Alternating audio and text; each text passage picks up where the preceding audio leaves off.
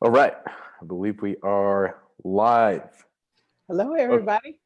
hello, hello. Welcome to another week of NASP Community Questions. If you have not yet joined NASP, the National Association of Sales Professionals, do so using the link above, the join link, and take advantage of all the complimentary resources we have, as well as learn about our paid programs, and definitely take advantage of our seller style assessment to learn where your next area of sales growth is, and take advantage of a complimentary coaching call that you get access to only once you've completed the assessment. All right, excuse me. All right, let's jump into today's question, which is, why should I pay for coaching? And I love a lot of the things, Michelle, that you share on exactly this topic. And I would love to hand it off to you so everyone can hear your expertise in this area.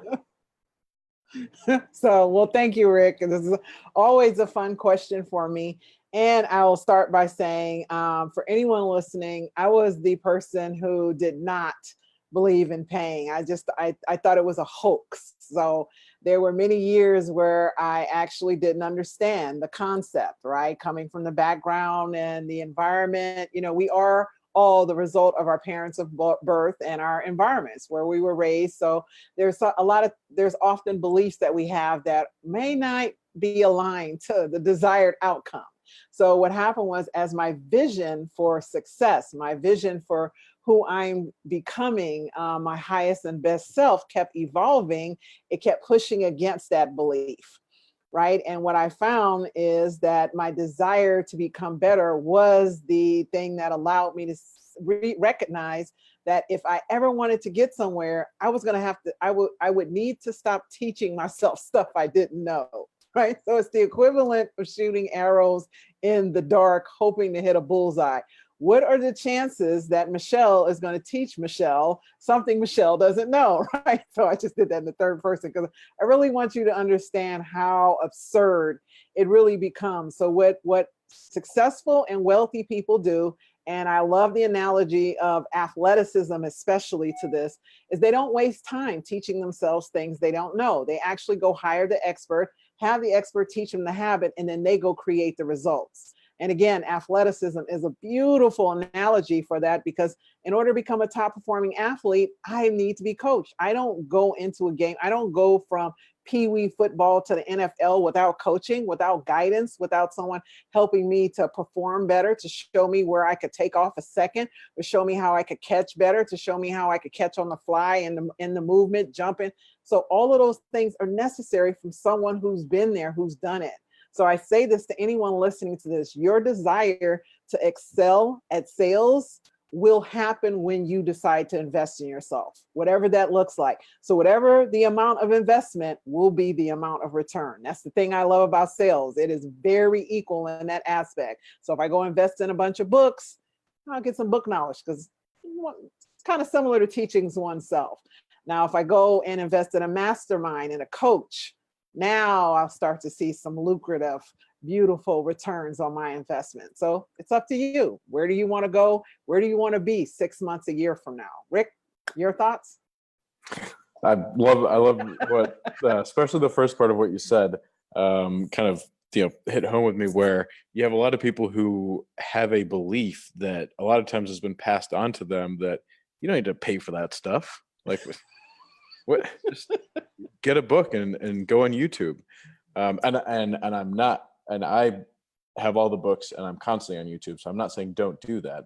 That's definitely a valuable thing to do. And I certainly spent a lot of time, especially when I was younger, with that belief, like, I don't need to pay for this. I can kind of learn the knowledge and kind of get around having to invest.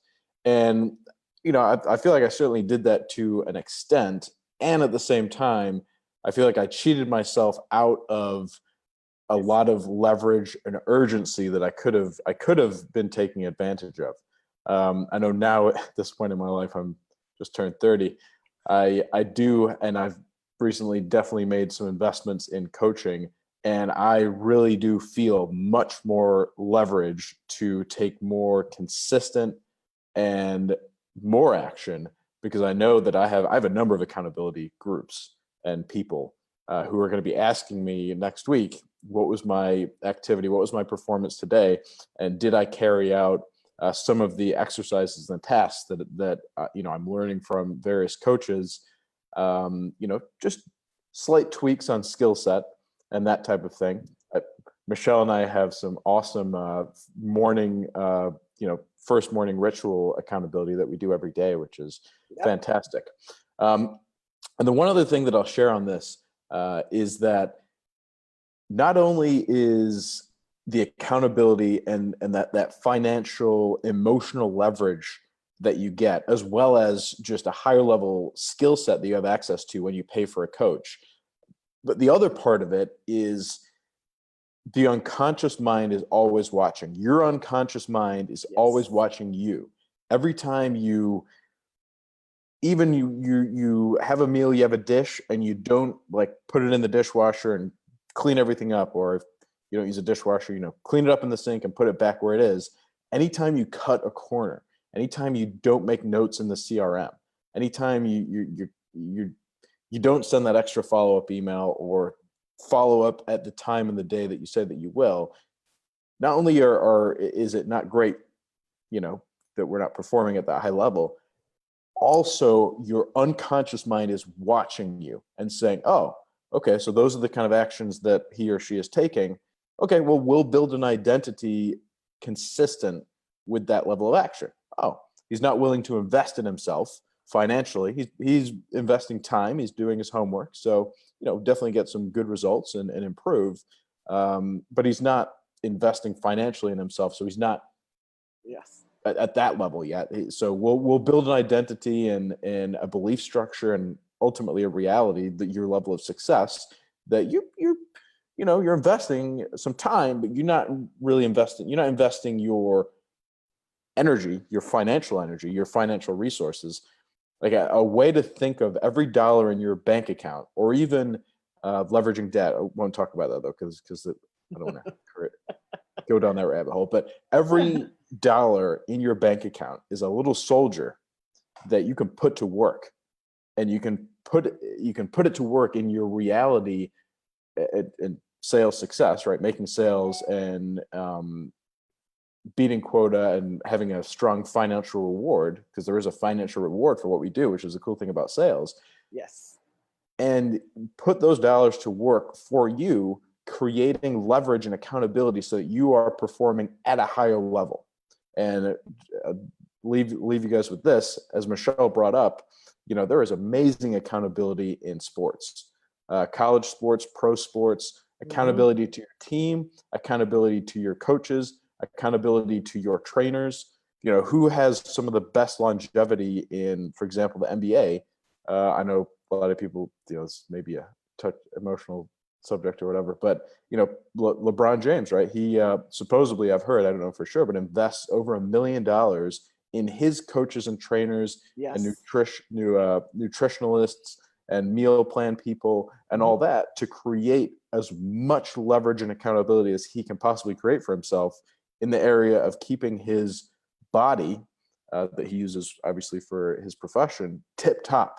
For us in sales, of course, health and fitness is incredibly important, and it all starts in the mind, because we can just call certain people and make massive sales if we believe that that's congruent with who we are and what we're selling in our sales identity. So those are my thoughts around why pay for coaching. I mean, don't not read books and not watch YouTube videos, because I do that constantly. Yes. And look at who has the results that I want, and who offers coaching, or even who doesn't offer coaching, that I can even ask, if I give you even just $250 a month, will you get on a 15 or a 30-minute call with me each week and just lay out a few recommendations and hold me accountable to them for the next week? Yes. So those are my thoughts on why pay for coaching. I'm sure we'll talk about this again, because it's a fun topic to talk about, especially as someone who's recently just taking this seriously and making more investments in myself in coaching. So I'm kind of a real life example of this.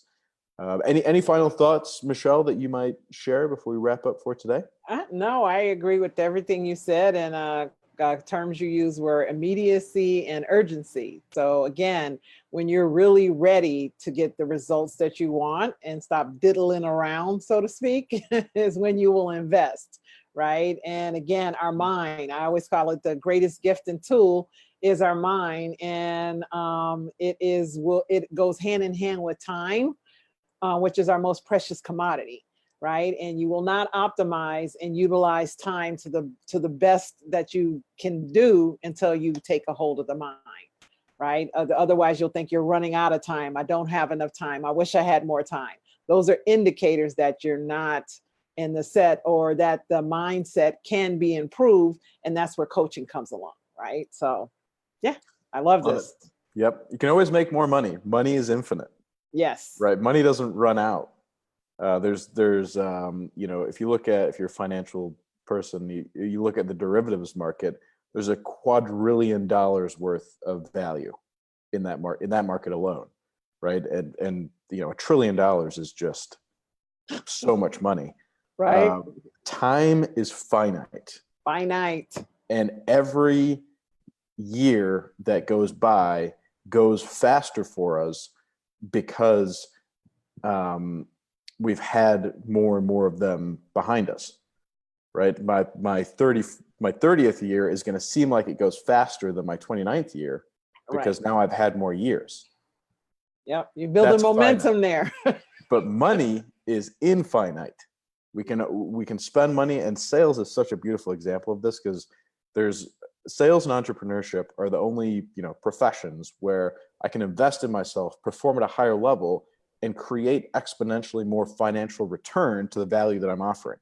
Yes. You can't do that in a salary position. You can only do that in a commission or ownership type of a position. So that's the beautiful thing about sales and commission.